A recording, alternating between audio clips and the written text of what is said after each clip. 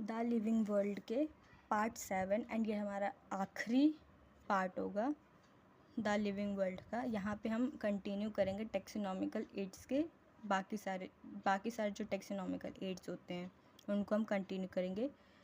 Previous video में हमने देखा था हर्बेरियम के बारे में, बोटेनिकल गार्डन के बारे में एंड म्यूज़ियम के बारे में। आज हम चौथा जूलॉजिकल पार्क के बारे में एंड फर्दर ऑन उन सब के बारे में देखेंगे। जूलॉजिकल पार्क जूलॉजिकल पार्क क्या होता है? इसको हम कॉमनली जू कह देते हैं। जूलॉजिकल पार्क में लिविंग ऑर्गेनिजम्स देखने को मिलते हैं। अभी हम पीछे देख रहे थे कि वहाँ पे हर्बेरियम में डेड हमें देखने को मिल रहा था, dead plant specimen. Botanical garden में लिविंग प्लांट स्पीशीज़ देखने को मिल रहा था एंड म्यूज़ियम में both plants and animal specimen जो थे वो डेड थे। बट यहाँ पे जूलॉजिकल पार्क में हम देखेंगे यहाँ पे ओनली फॉर लिविंग ऑर्गेनिज्म होता है, मतलब ये सिर्फ लिविंग ऑर्गेनिज्म के लिए होता है।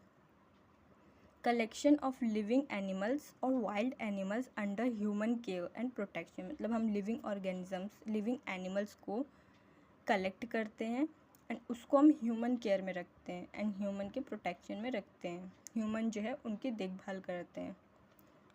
फॉर एंटरटेनमेंट और रिक्रिएशनल एक्टिविटीज़, इनका यूज़ जो है हम एंटरटेनमेंट पर्पस के लिए भी करते हैं। जैसे कि हम जानते हैं कि जूलॉजिकल पार्क जो है वहाँ पे घूमना अलाउड होता है, लोग वहाँ घूमने जा सकते हैं, तो वो एंटरटेनमेंट पर्पस के लिए भी होता है। एंड ये जो है for study and references, study मतलब कि हम वहाँ से स्टडी कर पाते हैं कि उनका फूड हैबिटेट या फिर बिहेवियर कैसा है। एंड ये ex-situ conservation method, zoological park जो है ex-situ कंजर्वेशन में आता है, क्योंकि हम जो है लिविंग ऑर्गेनिज्म को उसके ओरिजिनल हैबिटेट से कहीं और ले जा रहे हैं एंड देन हम उसकी केयर कर रहे हैं, तो ex-situ कंजर्वेशन में आता है। टैक्सोनॉमिकल एड हमारे पास है की बेस्ड होता है ऑन सिमिलैरिटीज़ एंड डिससिमिलैरिटीज़ पे बेस्ड होता है। यहाँ पे लेड एंड कपलेट होता है, मतलब कि हमने जो एक स्टेटमेंट लिखी है उसको हम लीड कहेंगे। जैसे यहाँ पे अगर हम देखें तो डू दे हैव विंग्स, तो ये लीड है, मतलब हम यहाँ पे एक स्टेटमेंट लिख रहे हैं, ये एक लीड है। अब यहाँ पे येस या नो आंसर, या तो येस होगा या तो नो होगा। कपलेट में ही होंगे हमेशा, येस हो सकता है या नो हो सकता है, तो इसको हम साथ में क्या कह देते हैं? कपलेट कह देते हैं। Specific key are use for each taxonomic categories, मतलब हर एक टैक्सोनॉमिक कैटेगरीज के लिए अलग अलग की होती है। एनालिटिकल इन नेचर, हम यहाँ पे क्या कर रहे हैं? एनालाइज कर रहे हैं, येस नो करके, मतलब आधे यहाँ चल जाएंगे आधे यहाँ चल जाएंगे, तो हम एनालाइज कर रहे हैं इसे। एग्जाम्पल यहाँ पे हम देखते हैं bird, bat, fish and frog, इनके लिए हम की तैयार करते हैं।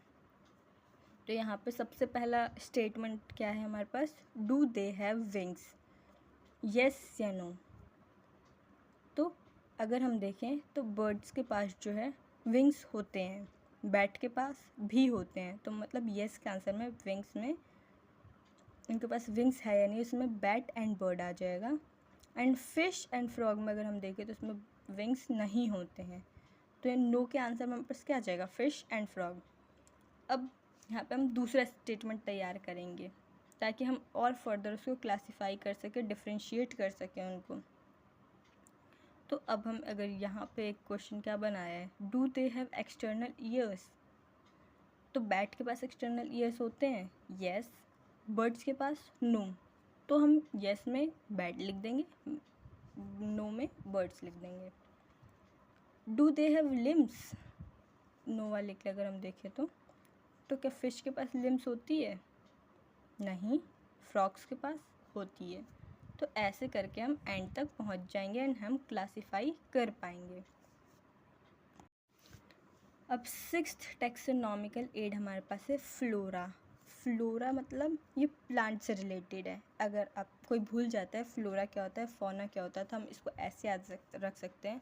फ्लोरा मतलब फ्लावर प्लांट से एसोसिएटेड होता है, एंड अगर हमने एक याद कर लिया तो दूसरा फौना आराम से हम बता सकते हैं कि वो एनिमल्स के लिए होता है।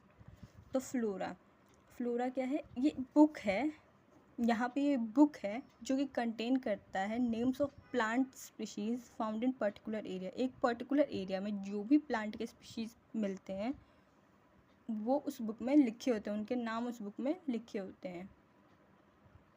ये जो बुक है ये index of plant species found in particular area में हमने क्या पढ़ा कि फ्लोरा ये एक बुक है जो एक पर्टिकुलर एरिया में जितने भी प्लांट्स होते हैं उनके नाम उस बुक में लिखे होते हैं।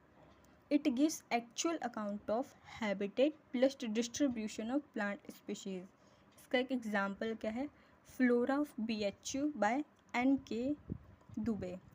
फ्लोरा जो है ये नेम ऑफ बुक है, BHU बनारस हिंदू यूनिवर्सिटी जो कि दिल्ली में है,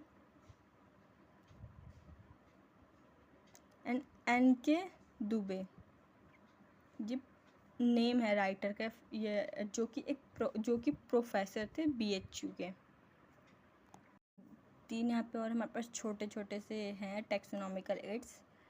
7th इज़ मैनुअल। मैनुअल क्या करता है, information for identification of species present in particular area. यहाँ पे प्लांट के बारे में था, यहाँ पे स्पीशीज़ के बारे में है। मोनोग्राफ क्या है, ये बुक है जो कि सिर्फ एक टेक्सॉन के बारे में कंप्लीट इन्फॉर्मेशन रखती है। जैसे एग्जांपल देखें तो मैंजीफेरा इंडिका, मतलब मैंगो की जितनी भी स्पीशीज़ होती है उसके हैबिटेट्स अलग अलग स्पीशीज़ की सारी डिटेल जो है वो उस बुक में होगी मैंजीफेरा के। ऐसी होमोसेपियंस की बुक होगी उसमें पूरे डिटेल। एंड लास्ट मोनोग्राफ का एग्जांपल हमारे पास है मैमेलिया, इसमें सिर्फ मैमल्स के बारे में लिखा होगा। 9th टेक्सोनॉमिकल एड हमारे पास होता है, ये बेस्ड होता है alphabetical manner, based on alphabetical manner, मतलब ये अल्फ़ाबेटिकल ऑर्डर में अरेंज होता है। आई थिंक मैंने अभी ऊपर BHU का गलत बता दिया था कि वो दिल्ली में नहीं, वो UP में प्रेजेंट है। हमारा ख़त्म हो जाता है चैप्टर द लिविंग वर्ल्ड, पूरा कंप्लीट हो जाता है। अब हम नेक्स्ट चैप्टर शुरू करेंगे बायोलॉजिकल क्लासिफिकेशन को।